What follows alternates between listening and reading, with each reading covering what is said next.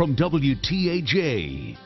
Good evening and thank you for joining us. I'm meteorologist Matt Riddle, and it's a mild night right now. Temperatures still into the lower and middle 70s throughout the region, and the rest of the night we will have this partly clear sky, maybe a shower. I think most of the night we end up staying dry, starting off with a fair amount of clouds tomorrow morning, but then a mix of clouds and sunshine. It could be a shower or thunderstorm in spots, but it does get quite warm with high temperatures getting into the 80s. Live from your news leader, this is WTAJ News at 11. The body of a missing teen found in Somerset County, how crews discovered the possible drowning victim. Plus, dangers lurking in the water. Find out how you can keep your family safe this summer. Good evening and welcome to WTAJ News at 11. I'm Lindsay Kennett. The body of a missing teenager has been found in Somerset County.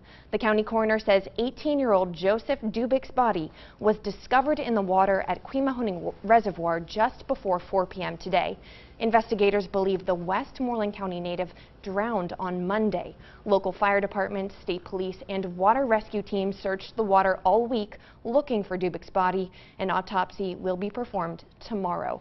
And 4 juveniles were injured in an ATV crash in Cambria County this evening. 911 officials say it happened just before 9 p.m. in White Township near a strip mine along St. Lawrence Road.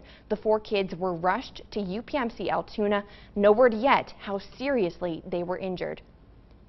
And state police in Clearfield County are investigating a dirt bike theft. Troopers responded to a domestic dispute on Callahan Road in Morrisdale around 5:30 Friday night. That's when they spotted a dirt bike with its vehicle ID number scratched off. Police looked up the number and say the bike was stolen from Phillipsburg. They have a possible suspect, but are asking anyone with more information to give them a call. And drivers in Blair County will hit a detour starting this weekend. Starting tomorrow night, there will be an 8-mile detour along Dunnings Highway. The road will be closed to begin work on the Newry Bridge replacement project in Blair and Freedom Townships. The bridge will reopen July 29th. Drivers can check conditions and road closures by visiting 511pa.com. Also in Blair County, police are on the lookout for drunk drivers this weekend.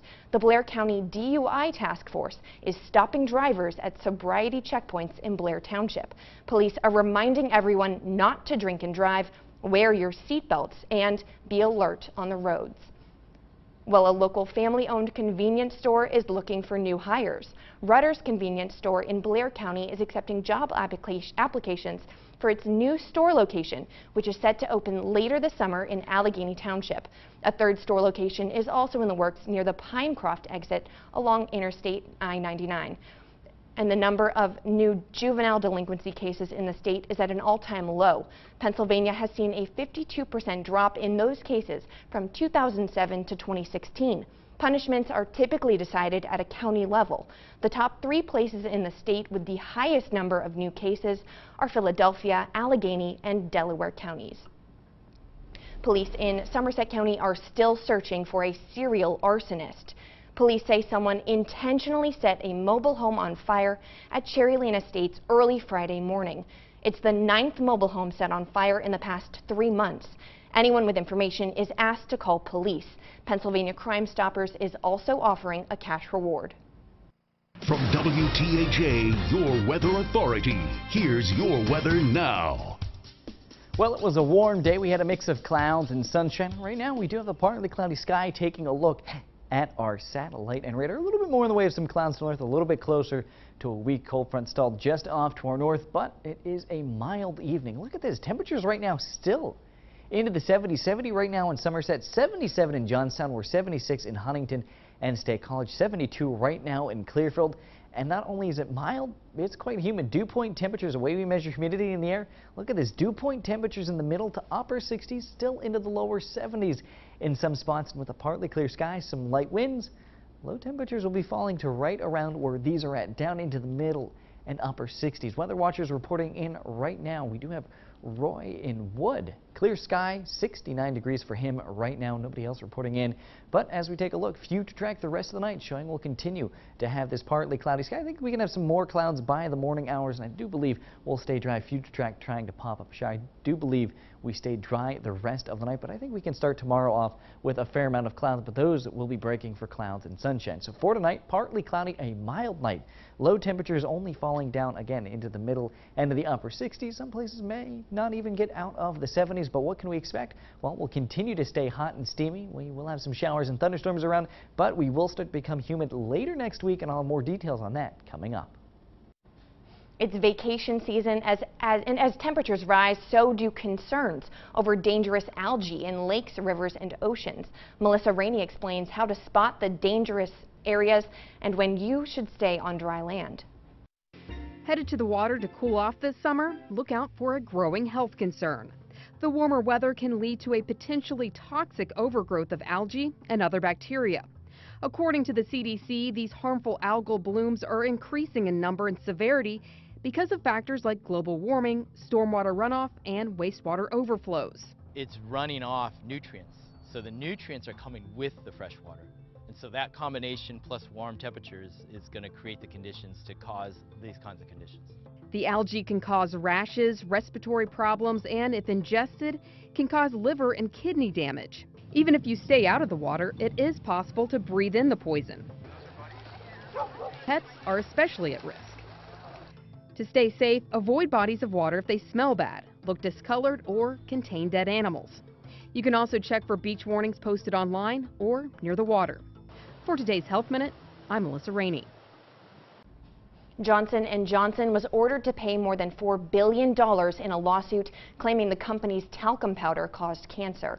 22 women won the lawsuit this week. They say they developed ovarian cancer after regularly using talcum powder and that it contains asbestos. The settlement is the largest ever against the company. Johnson & Johnson says it plans to appeal the decision. Now, do vitamins really keep you healthier? Well, new research from the American Heart Association says multivitamins do not prevent heart attacks, strokes, or cardiovascular death. This new study comes after scientists tracked more than 2 million people over 12 years. 1/3 of Americans take multivitamins and spend about $21 billion on supplements every year.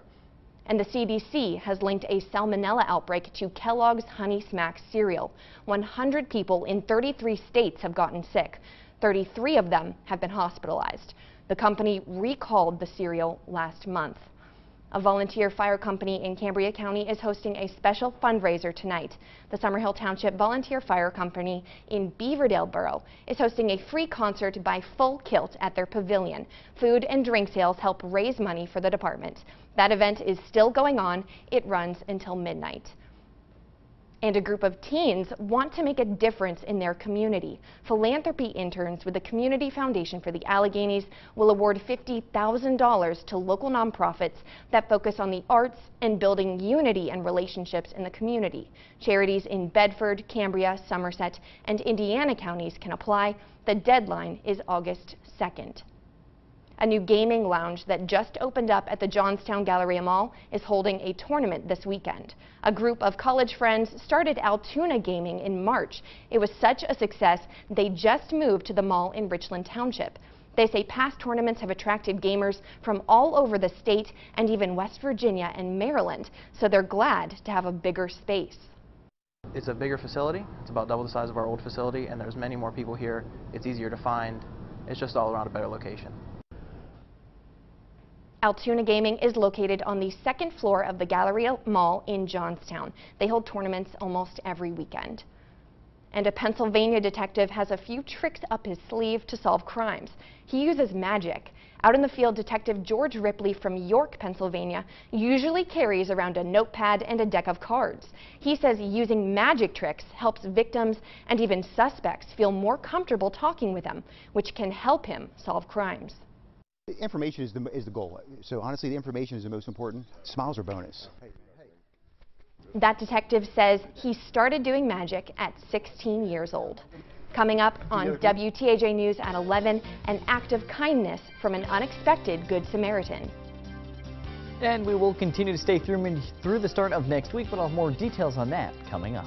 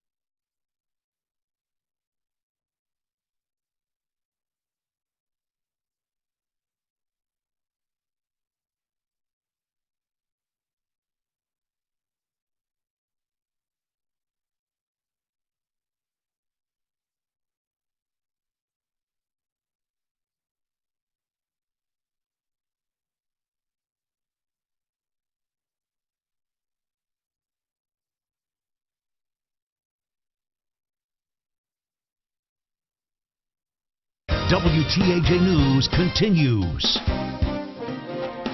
Now, we all know that feeling of dread when you lose your wallet. Well, when a woman in Illinois lost her phone and wallet filled with cash, she thought she'd never see it again until a homeless man returned it without a single dollar missing. That man, Michael Wolf, said he noticed a woman leave behind her wallet at a bar, but couldn't catch her in time before she left. So he gave it to the bar owners to give back to her. There's a lot of people who have money who wouldn't have turned in a wallet with that much cash in it. And for somebody who legitimately sleeps under the bridge to bring me a wallet full of cash was pretty awesome. After hearing about Wolf's kind gesture, someone set up a GoFundMe account to help him out. It's already raised about $700. A new nationwide study says nearly half of parents use their cell phones while driving with their kids in the car. Researchers surveyed 760 parents. 1/3 said they texted, and 1 in 7 reported using social media behind the wheel. The research also suggests distracted drivers may be prone to other risky behaviors, like not wearing a seatbelt or driving drunk. And we will have a few showers and thunderstorms in spots around for the rest of the weekend. I'll explain coming up with your complete forecast.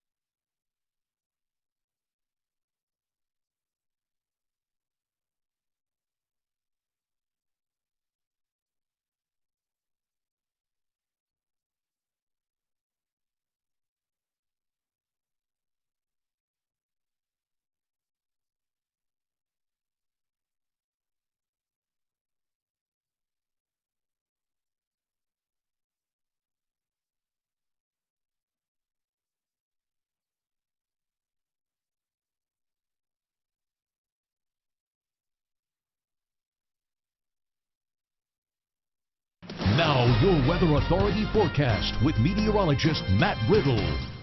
Well, we started the day off with plenty of sunshine, and we see that here with our satellite and radar, but we did have some clouds filter in during the afternoon and evening hours, and there was a couple showers making their way through southern Elk County. Other than that, we've just had a partly clear sky. More clouds farther north, a little bit closer to a front stalled out in that part of the area. But as we take a look at the almanac for Altoona, it was a warm day and quite warm. A high temperature of 88. That's 6 degrees above our average high temperature of 82. And we only started the day off 4 degrees above our average low temperature. We started off with a low temperature of 64. So let's take a look at our calendar for July. Again, we start off the month quite warm. We've been in this gray pattern, so we've been near our average high temperature. But again, today we were above average. We'll continue to stay above average for the next couple of days as we take a look at our temperature trend. Sunday, Monday, those high temperatures getting into the 90s, then dropping back down into the 80s as we head towards Wednesday. That's all thanks to a cold front moving through. And temperatures right now, it is a mild evening. You don't need the light jacket. You do want to run that AC though, as it will be a muggy night. And right now we're 76 in Altoona and Huntington, 72 right now in Clearfield and Johnstown. You're currently sitting at 77 degrees. And as I was saying, it's muggy at dew point temperatures. Well, we're into the 60s, in the middle and upper 60s, and they're not going to drop. Our low temperatures tonight going to be getting close to these. So let's look at this dew point temperature trend, and it's going to stay humid until the cold front moves through on Tuesday. You can see we're going to be in that humid to almost oppressive range as we head into Tuesday. But as soon as that front moves through, look at that, down near the comfy range as we head into the end of the week there on Wednesday and Thursday. So satellite radar right now, again, we do have more clouds to the north, more breaks in those clouds farther off to the south. High pressure is off to our south, giving us a southwesterly wind, so that is bringing us this warmer and more humid air into our region. So for tonight, partly cloudy, a mild night. Low temperatures again falling down into the middle and upper 60s. Some locations though may not even make it out of the 70-degree mark. So future track for tomorrow, I think we can start off with a fair amount of clouds. Otherwise, we'll have clouds and sunshine throughout the day. Now, there may be a shower or thunderstorm in spots. I do think our future track overdoing it just a little bit, but I do think a couple places will see a shower or thunderstorm. Will dry out then. Through the overnight hours, there could be some areas of patchy fog. Otherwise, a partly clear sky. And then wash, rinse, and repeat for our Monday. Cloud, sunshine, a shower or thunderstorm in spots, again, especially during those afternoon and evening hours. So your Weather Authority forecast for tomorrow: cloud, sunshine, shower, thunderstorm in spots.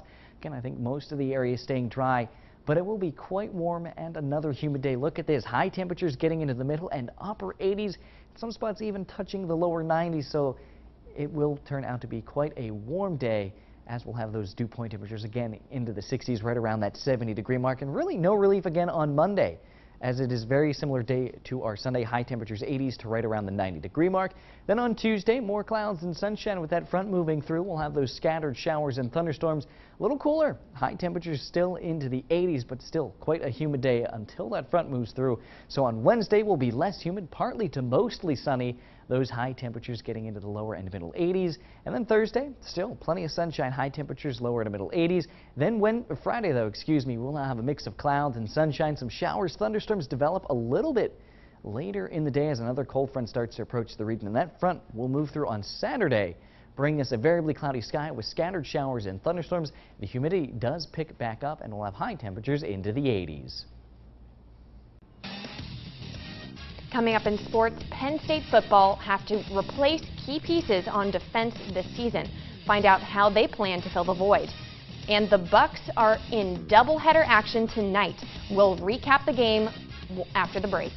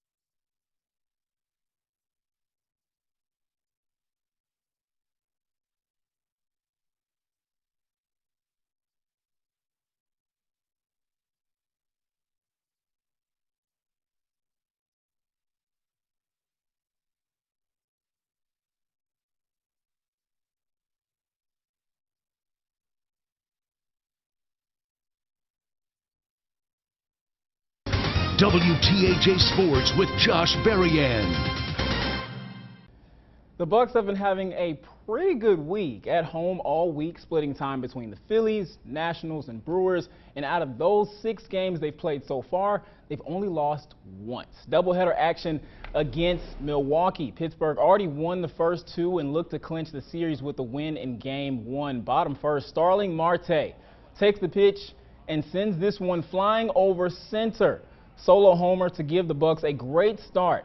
Next, Gregory Polanco is like, anything you can do, I can do better. This shot flies to right towards the upper deck, and the Bucks with the back-to-back solo shots for a 2-0 lead. Brewers remain silent until the 5th, where Christian Yelich grounds to right for the RBI single as Milwaukee cuts the lead to 1 later. Edgar Santana strikes out Jesus Aguilar, turns into a double play as the Bucks take Game 1 2-1. Okay, so now you've won the series and now you can just kick back and mail it in, right? Well, Max Moroff's thinking about airing it out. See you later as the ball is going to the left for the solo homer. Bottom 8th, Michael Feliz winds up for one of his 3 strikeouts, keeping Milwaukee scoreless through 8. Next, Starling Marte, no, I'm not tired yet, clearly, as he copycats Moroff for the solo homer to left. And Gregory Polanco says, I'm having what he's having. Back-to-back dingers for Marte and Polanco again as the Pirates protect home turf, winning 6-2. Game 4 of 5 for Curve, PA and Erie as they can clinch the series with a win tonight. First inning, Altoona's Will Craig lines one to left for the RBI single to get it started.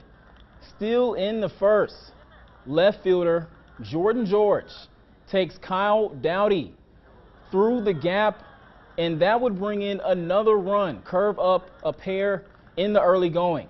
Logan Hill gets in on the action. He lines one to left and brings in what would wind up being the 3rd run of a 3-run first for Altoona as they go on to grab the 4-2 victory. Let's bring it back to Happy Valley, where the Spikes began their series with Tri-City. Mac and cheese eating contest. Remember to chew, guys. Remember to chew. Bottom of the 4th, Spikes down 1-0. Oscar Campos sees Justin Turner stealing second, but Turner makes it in time as he's safe. In the 5th, Campos working in on offense. Now he grounds to left for the single. Next, Gilberto Celestino with the high fly ball to right, and it's caught as Campos gets in position to score at third. There was plenty more action in this one, but I'm sure we missed our window with this one. Spikes fall 2-0. Marcus Allen, Troy Apke, Grant Haley, and Christian Campbell all gone to the NFL, taking their combined 11 interceptions and 573 tackles over their PSU career with them, which means for the first time in James Franklin's tenure, he has to build that unit from the ground up. Or does he? In Nittany Nation, we talk about why the Lions aren't too worried because of what they're coming back in 2018.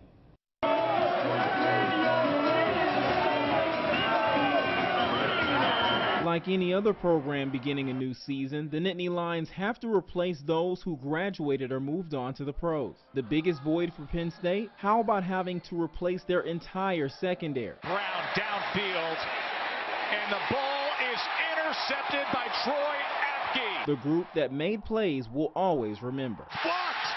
Lions scoop it up!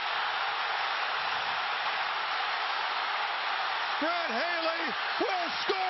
Replacing 111 combined career starts will be tough, but the Lions have depth filled with young talent looking to make a name for themselves. You guys saw a lot of Tariq. He played a lot of football for us, but I think he'll definitely take a bigger step. I think Donovan Johnson had a huge spring. Zeke McPherson's right there with him, too. I keep saying I think Garrett Taylor's going to have a huge year. I think he's going to step up big.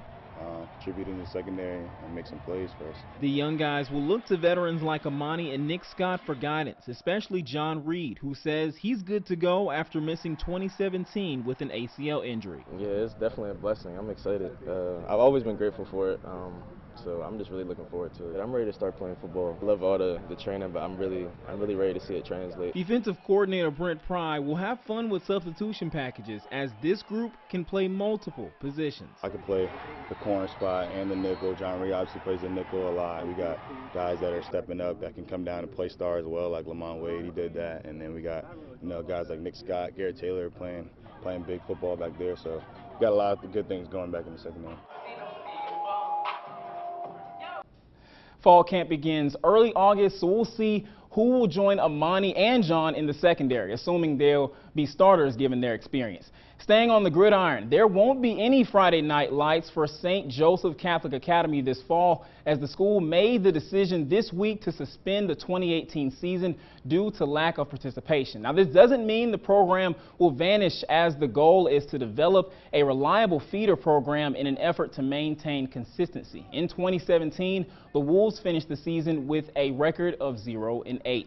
To check out this story, go to wearecentralpa.com, and for all things Penn State, head on over to yournittany.nation.com. We'll be right back.